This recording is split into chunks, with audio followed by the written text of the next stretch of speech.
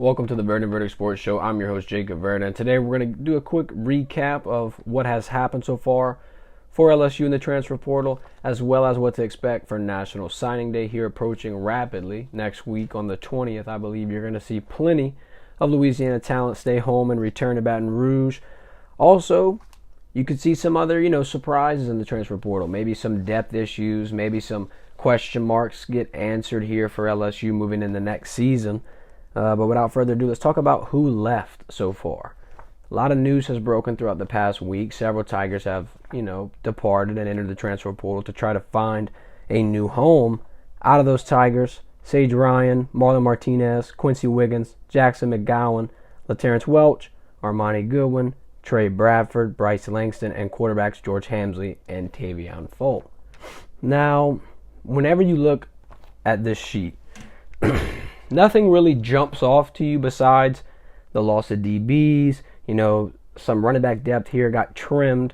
And when you got guys, though, like Logan Diggs that are leaving, it might worry some. However, you heard Josh Williams graduate the other day and say he's leaning towards potentially coming back and using his final year eligibility. So if you can retain a veteran like that, then I think that this transfer portal hit in terms of Goodwin and Bradford won't necessarily hit you as hard as it would have if all the veterans left. So I think that LSU's got a multitude of backs that they can throw out there next year. That's not going to be a spot where we're necessarily going to be hurting. But a spot that we might be hurting in would be the wide receiver room. I know a lot of people are saying, well, you still got Shelton Sampson. You still got Ann Anderson. You still got Jaylen Brown. You got a lot of talent. That's true, but these guys need to sit here and develop. What we need is we need an experienced veteran to come in this room and teach these younger guys. We need someone with the calm, cool, level-headedness to be able to get these guys on the same page. When you see someone like Malik Neighbors, who's been at LSU for 3 years, who's at the top of LSU in terms of career receptions, career yards, even a Brian Thomas Jr., hell, throw Kyron Lacey in there, senior with plenty of experience in both levels here at LSU as well as UL Lafayette.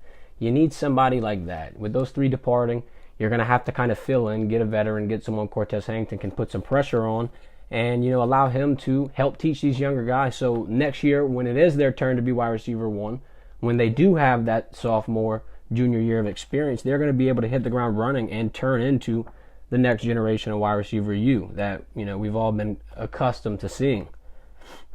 Speaking of signing day, if you look at the rankings, a lot of people are going to hit the panic alarms. Why? LSU has one player in the top 50 nationwide in this class. However, where things shouldn't necessarily worry you is the fact that they're hitting home pretty hard.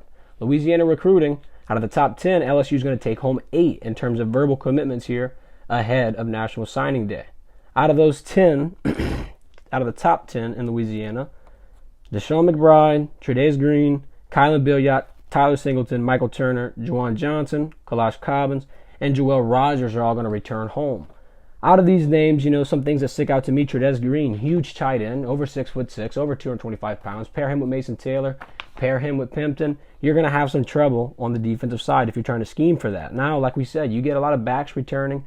You get a pretty experienced quarterback in Garrett Nussmeier returning with a potential Joe Moore offensive line winning group.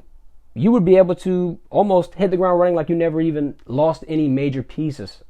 LSU's got a number one offense. LSU's got a potential coordinator of the year in Mike Denbrock. I think that he's going to be able to make some things work and put these guys on the same page and, kind of tweak some things in that scheme to make it benefit what we have on hand. So moving into what to expect, or kind of what I would expect for the transfer portal as we near 2024, wouldn't be surprised to see LSU grab a backup quarterback. Now, this isn't saying somebody's going to come in here and race with Garrett Nussmeier and potentially take the job. If you ask me, I think Nuss has, he's played the patient waiting game, and he's sit here and he's earned his spot. He showed his loyalty. Not only that, but LSU has also showed their trust in him. They've put him out in the field several times, got him integrated in the scheme, give him the headset on the sideline, getting him really active in terms of communication between starters, between coordinators. He kind of gets the vibe, he gets the experience. And if you're sitting under a Heisman quarterback, I feel like, some things could potentially rub off, and that's going to 9 times out of 10 be the guy. Now, you could pull in a crazy quarterback out of the transfer portal that could compete and could, make his presence felt. I wouldn't necessarily rule that out entirely. I'd say it's about a 95% chance that Nussmeier is going to be our starting quarterback next year. And another thing I'd expect, we're going to see another cornerback carousel. You're going to see a lot of cornerbacks hit the transfer portal this year in college football in general. And with that being one of our weaker areas, one of the areas that we need to develop, and one of the areas that we really need to address here with the defensive struggles, I would expect a lot of attention to be put on that defensive back room. Not only just the safeties, but the cornerbacks. The cornerbacks are going to be your main issues. When you got safeties playing cornerback, it says a lot about the current situation at hand.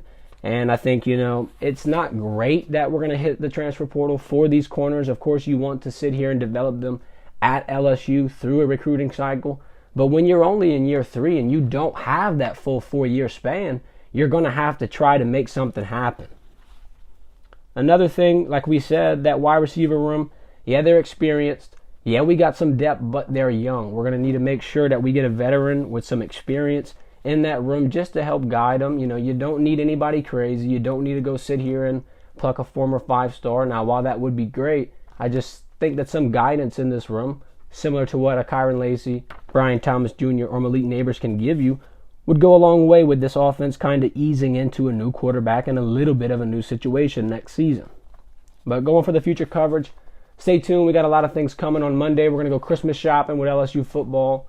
We'll have a lot of inside looks at that and a lot of cool videos, as well as, speaking of National Signing Day, we'll be there alongside Kylan Billiot, the number 4 recruit in the state of Louisiana. He's going to stay home. Says LSU's his dream college. Couldn't be happier to see him come as well. Then we also are going to cover the bowl game, much like we did last year. We're going to go down to Tampa, watch LSU take on Wisconsin. Going to be an interesting game. Going to be kind of a litmus test for LSU to see how they're going to do next year. See where we're at in terms of what needs to be addressed, what positions are kind of lacking, and get to see Nussmeier go out there and start. Yeah, we'll still have Brian Thomas and Malik Neighbors, so it'll kind of be a little bit of a boost. We're still going to have those impressive wideouts. However, I think just seeing Nussmeier go out there in that situation will not only give the coaches, the team, but the fans a lot of confidence going forward. A lot of panic will probably set in, and a lot of people are going to miss Jaden Daniels, myself included. But I think that LSU is trending in the right direction. You can't hold on to everyone forever. It's time sometimes to just let people go out there and perform and play. And I think Garrett Nussmeier's definitely deserved that chance, and he's going to have a big opportunity, a big stage to prove that on January 1st against Wisconsin. So pay attention to some more coverage for that, as well as don't forget Malik Neighbors is going to become pretty much one of the greatest LSU wide receivers of all time during that game. He's already broken total career reception mark. He's going to be the record holder in that, but he's also going to be the record holder in the most receiving yards ever by any LSU wide receiver. So pay attention to that as well. That's going to be something to look forward to. And other than that, we got a bowl game coverage video coming your way here soon. Hit the follow button, hit the subscribe button, hit the notification bell so you never miss another upload. This has been the Verdin Verdict. Thank you.